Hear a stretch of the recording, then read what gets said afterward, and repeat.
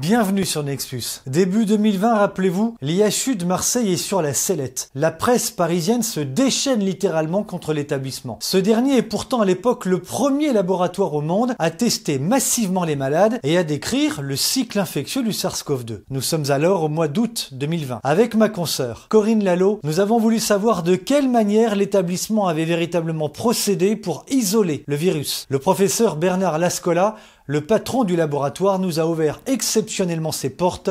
Reportage à Marseille. Il a fallu qu'on attende d'avoir des patients infectés par ce virus. Donc on l'a sorti, c'était aux alentours de fin février, début mars, quand on a eu les premiers cas de patients. Avant, on n'avait pas le virus. Durant les premiers mois de 2020, l'Institut détectait toutes sortes de virus respiratoires habituels, mais pas de coronavirus associé au Covid. Les chercheurs marseillais s'en étaient d'ailleurs étonnés, comme on peut le lire ici sur cet article. Plein de coronavirus, explique-t-il, mais pas de SARS-CoV-2.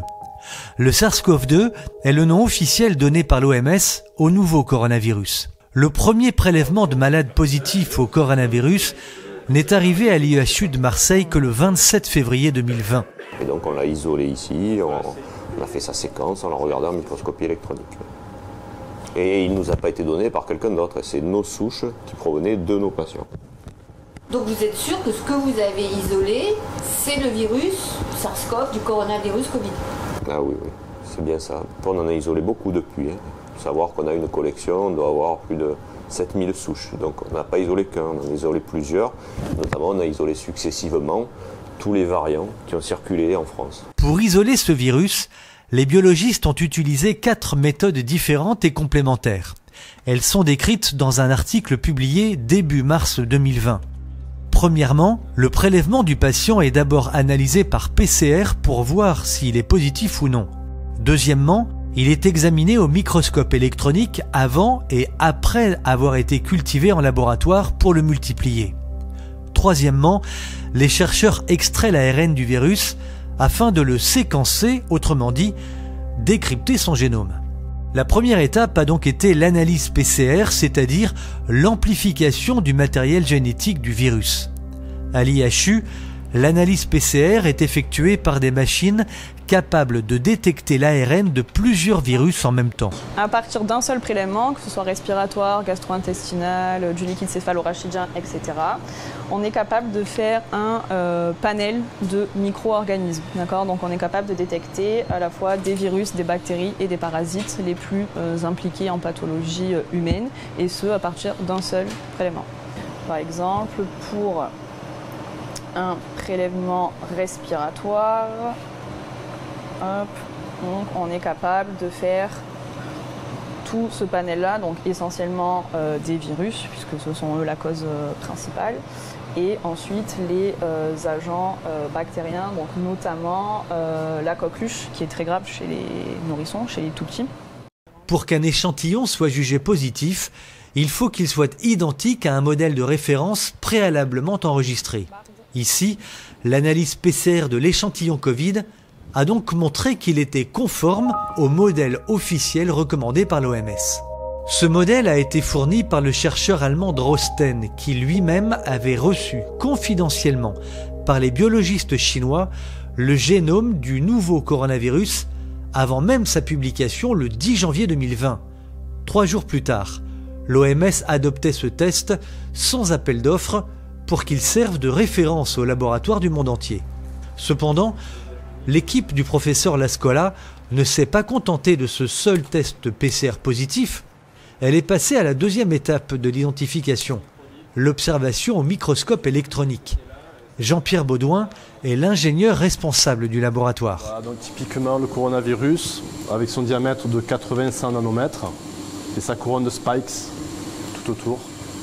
Et donc nous, microscopistes, nous avons des critères morphologiques qui nous permettent d'identifier les virus, et en particulier le SARS-CoV-2, et qui permettent de dire ça c'est un virus ou ça n'en est pas, et de le différencier d'autres structures cellulaires, comme des exosomes ou des vésicules d'endocytose à clatrine, qui sont des objets qui ont des morphologies proches, mais quand même différentes.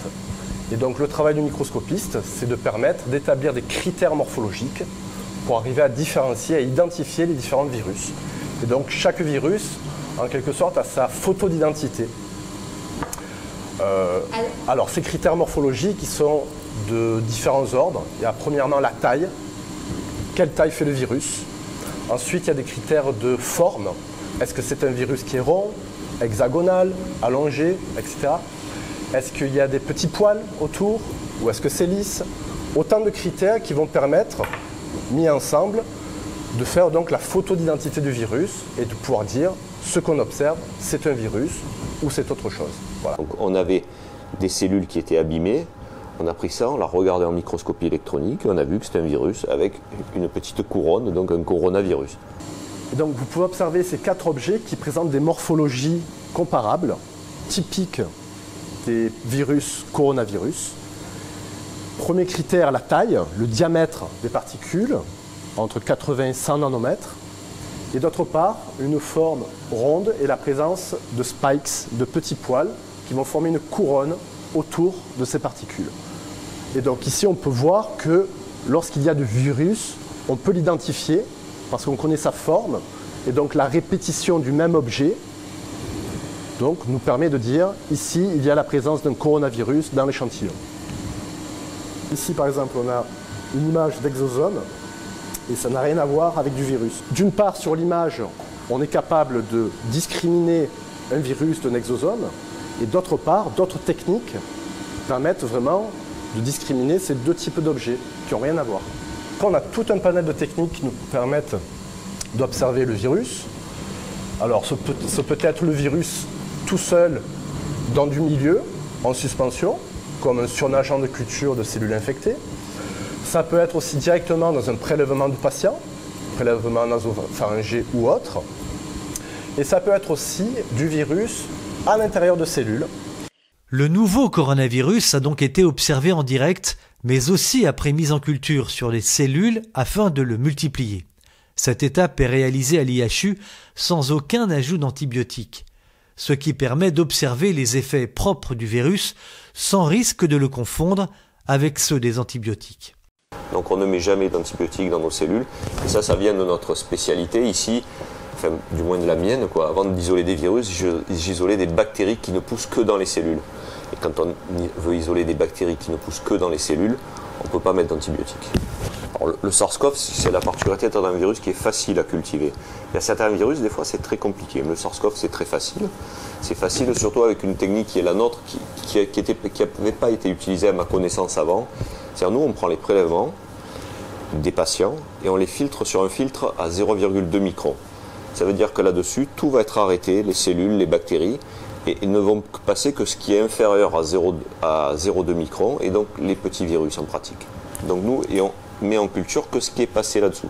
Donc ce qui cultive, c'est-à-dire qui va dégrader les cellules, être responsable d'un ECP, ça ne peut être que quelque chose qui est inférieur à 0,2 microns. Donc en pratique, un virus. Un ECP, effet cytopathogène, est le signe de la souffrance de la cellule et de sa possible destruction. Donc là, quand vous faites par culture, là, le virus, là vous allez en avoir vraiment beaucoup, parce qu'il va se multiplier dans les cellules. Et puis surtout, vous pouvez, à partir de ça, le purifier. C'est-à-dire ça, vous mettez ça dans un liquide qui est un peu, on va dire, un peu épais. Et ça, quand vous le centrifugez, les choses, elles vont se déplacer dans ce liquide en fonction de leur densité. Et donc les trucs qui sont à une certaine densité, notamment la densité des petits virus, quand on va les centrifuger, on va aller voir, ça va faire une petite bande. Et ça, quand on le prend, ça c'est très riche et il y a énormément de virus. Et c'est pur. Donc c'est la technique classique. Donc ici, ce qu'on a, c'est une petite cupule dans laquelle sont réalisées des cultures cellulaires.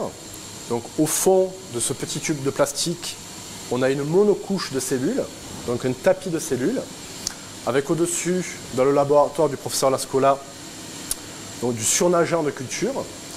On va infecter ces cellules avec un échantillon de patients et éventuellement avoir une production de virus dans le surnageant. Une goutte de ce liquide est déposée sur une grille minuscule qui sert de support pour le microscope électronique. Donc ici, ce que nous observons, c'est un tapis de cellules en culture infectées avec du SARS-CoV-2. Et là, ce qu'on voit, ce sont donc des observations avec un microscope électronique à balayage. qui permet d'observer la surface de l'échantillon. Donc si on zoome sur les cellules, on peut observer les microvillosités, c'est-à-dire les prolongements au niveau de la partie haute des cellules. Et sur ces microvillosités, chaque petit point, chaque petite boule correspond à une particule de virus. Voilà, donc ici on a une cellule avec autour d'autres cellules. Ici une jonction entre deux cellules. Et donc tous les petits points qu'on voit, ce sont des particules de virus. Vous voyez? Voilà. Chaque petite boule, c'est du SARS-CoV-2. Qui est en train de sortir là alors? Ah, il est sorti là. Là, il est sorti des cellules.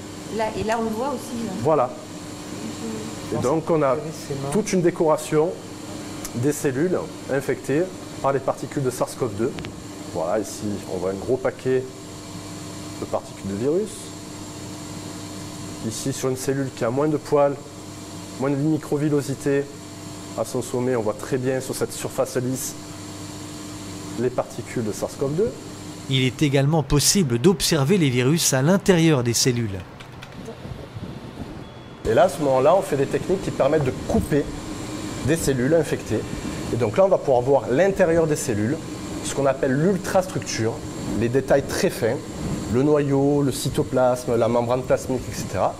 Et donc éventuellement, voir des particules de virus à différents stades de leur cycle infectieux, lorsque le virus est en train de se multiplier, ou bien lorsque la cellule va être pleine de virus et que la cellule éventuellement va pouvoir éclater pour relarguer le virus dans le milieu extracellulaire. Et là maintenant, ce que je vous montre, ce sont des coupes. Donc, sur les mêmes cellules infectées, on va pouvoir réaliser ce qu'on appelle une inclusion en résine. C'est-à-dire on a une résine plastique qui au départ est liquide, dans laquelle on va plonger les cellules infectées. Cette résine plastique, on va la solidifier. On va obtenir un bloc de résine très dur qu'on va être capable de couper très très fin. On va obtenir des coupes de 100 nanomètres. Et donc ces coupes vont nous permettre de voir l'intérieur des cellules infectées et en particulier les virus qui vont donc se localiser dans les cellules et à l'extérieur des cellules. Et donc ici, le même temps tardif où les particules de SARS-CoV-2 se disposent entre les microvillosités de ces cellules. Ils sont en train de sortir ou de rentrer là? Là, elles sont en train de sortir. Et les trucs blancs à côté, c'est quoi les gros trucs blancs là? Ça ou ça? Oui. Ça, c'est ce qu'on appelle des vacuoles, des compartiments de stockage des cellules. Voilà, donc chaque tube, ça correspond à une microvillosité, un poil, qu'on voyait tout à l'heure sur les images de microscopie à balayage. Et là, on a donc une coupe. On a coupé à travers la cellule, ce qui nous donne accès donc à l'ultrastructure. Et on peut voir chaque particule de SARS-CoV-2 et les détails très fins de l'organisation des cellules. Et donc pour ça, on a été les premiers au monde à décrire le cycle infectieux du SARS-CoV-2 en août 2020. Et je pourrais vous montrer des images d'adénovirus, d'herpesvirus, de rétrovirus. Donc ici, on a la chance d'avoir tout un panel d'échantillons qui nous permettent de faire la microscopie sur de très nombreux virus. Et donc, on a les images de référence pour chaque classe de virus. Vous pouvez nous en montrer quelques-unes? Bien sûr. Alors ici, par exemple, vous avez des images en microscopie électronique à transmission d'un rétrovirus, donc qui a une morphologie pas très éloignée de celle des coronavirus. Mais là, la différence pour le microscopiste va se faire au niveau du revêtement qui se situe autour des particules virales, où là, les spikes sont organisés en gros paquets, contrairement au coronavirus et au SARS-CoV-2, où là, les spikes sont très bien individualisés les uns des autres. Voilà. Donc chaque fois, des critères permettent de différencier tel ou tel virus.